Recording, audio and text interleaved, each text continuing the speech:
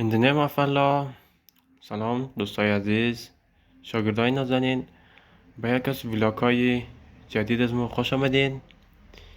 امروز هم ویلاگ از مهمیه که شما را در معرفی اعضای خود و اعضای پدر و اعضای فامیل دیگه و 5 جمله اردم بخششم که خیلی کاربردیه در هر جای کار مفته ای جمله دیگه. دوستای نازنین کانال از ما را لایک کن، سابسکرایب کن، کامنت خوب بدین تا ما در کامنتشم جواب بدیم. یک دوست از ما در پیام دیدت در کامنت ما هم بخشش مشکلش حل کنم، شما میتونین کامنت بدین تا ما مشکلشم حل کنم دیگه.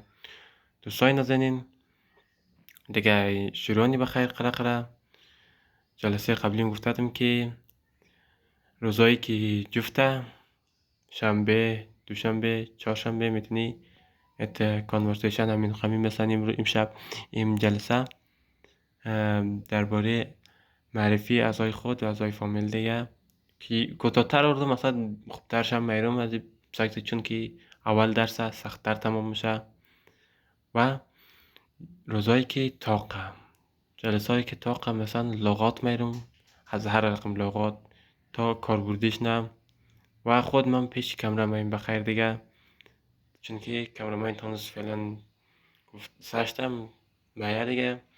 خود من سنم پیش کمره میم که خب بهتر باید درس واضح تر باید تا شما یاد بگیرین دیگه. بسم الله گفته شروع کنیم دیگه. همین یک جمله دیگه در انگلیسی که میگه بسم الله الرحمن الرحیم میتونین بگین in the name of Allah یا بگین in the name of God. به نام خدا مثلا بگین in the name of Allah یا بگین in the name of God دیگه. امروز شروعنم درس از موی کمرار نزدیک میکنم. درس از موی اینجا که my name is Ali، نام من است علی. My father name is Reza. My father name is Reza. نام پدر من است رضا. My last name is محمدی.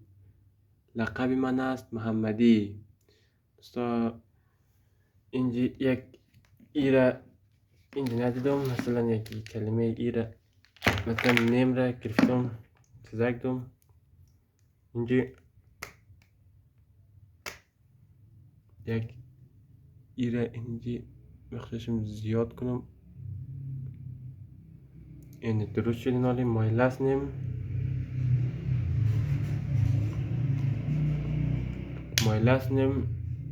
is محمدی. لقب من است محمدی.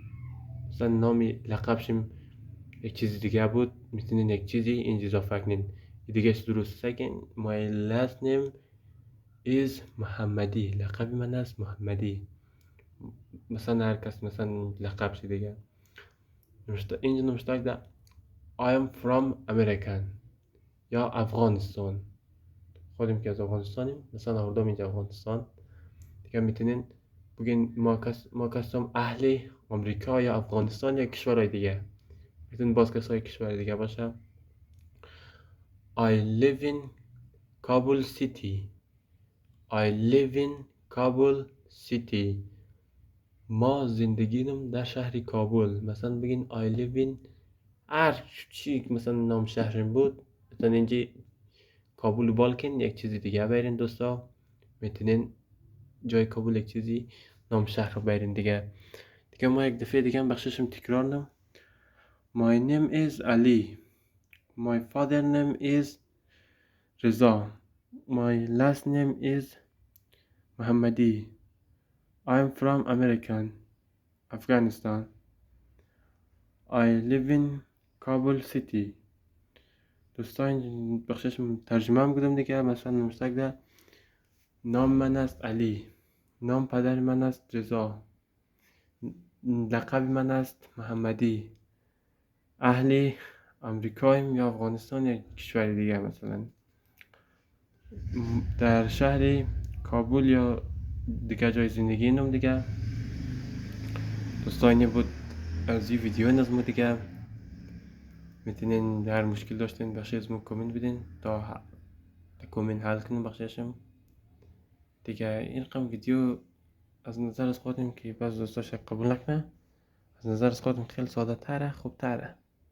چون که روش خودم مثلا شما درس میدیم، کسایی که یاد نداره، کسایی که یاد داره چی بهتر، برای فرق نداره که خوب تره روش به نظر از خودم دیگه. چون که ما نزدیک شما درس میدیم، نمیشتن درس میدیم، میتونست دیگه روش هم برو ممانه، ما روش خودم همی روش یاد گرفتم، همین طریق خودم یاد گرفتم، همین طریقه میخوایم تدریس کنیم دیگه.